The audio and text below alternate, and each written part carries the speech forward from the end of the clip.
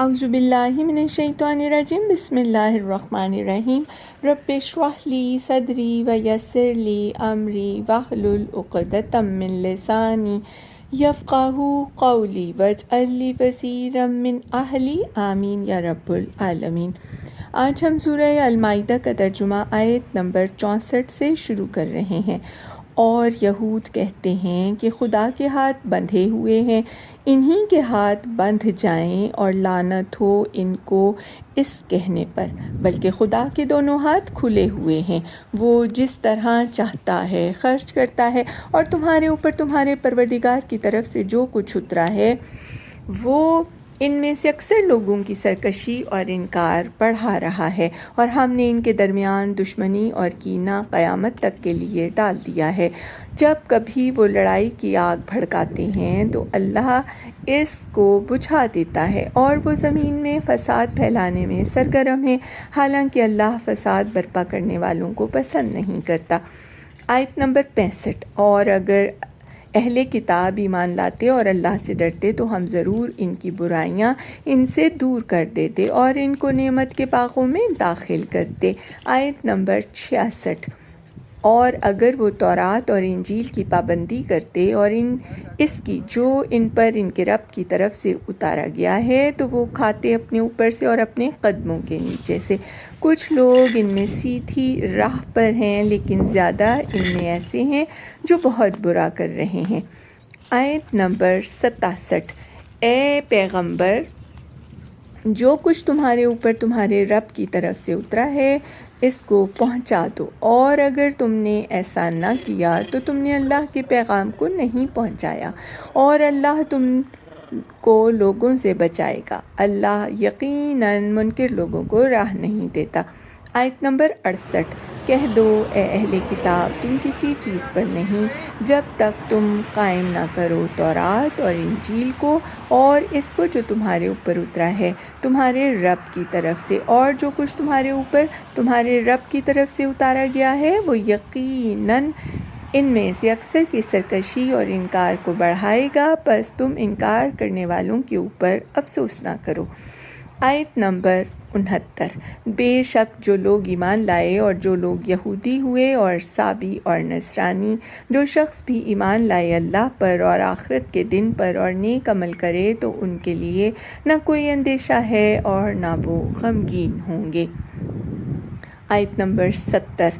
ہم نے بنی اسرائیل سے عہد لیا اور ان کی طرف بہت سے رسول بھیجے، جب کوئی رسول ان کے پاس ایسی بات لے کر آیا جس کو ان کا جی نہ چاہتا تھا تو بعضوں کو انہوں نے جھٹلایا اور بعضوں کو قتل کر دیا۔ آیت نمبر 71۔ اور خیال کیا کہ کچھ خرابی نہ ہوگی، پس وہ اندھے اور بہرے بن گئے، پھر اللہ نے ان پر توجہ کی، پھر ان میں سے بہت سے اندھے اور بہرے بن گئے، اور اللہ دیکھتا ہے جو کچھ وہ کر رہے ہیں۔ آیت نمبر 72۔ یقیناً ان لوگوں نے کفر کیا جنہوں نے کہا کہ خدا تو یہی مسیح ابن مریم ہے، حالانکہ مسیح نے کہا تھا کہ اے بنی اسرائیل، اللہ کی عبادت کرو جو میرا رب ہے اور تمہارا رب بھی۔ جو شخص اللہ کا شریک ٹھہرائے گا تو اللہ نے حرام کی اس پر جنت اور اس کا ٹھکانہ آگ ہے، اور ظالموں کا کوئی مددگار نہیں۔ آیت نمبر 73۔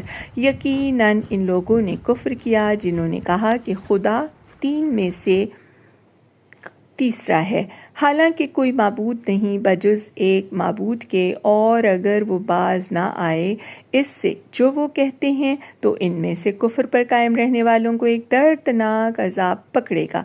آیت نمبر 74۔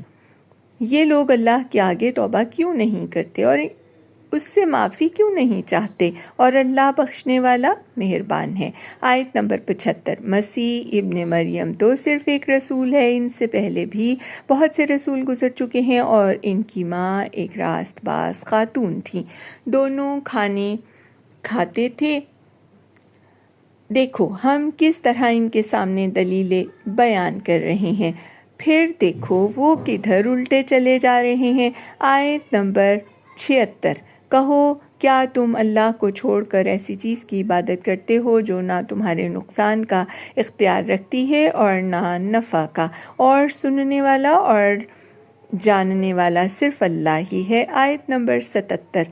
کہو اے اہل کتاب، اپنے دین میں ناحق غلو نہ کرو اور ان لوگوں کے خیالات کی پیروی نہ کرو جو اس سے پہلے گمراہ ہوئے اور جنہوں نے بہت سے لوگوں کو گمراہ کیا اور وہ سیدھی راہ سے پھٹک گئے۔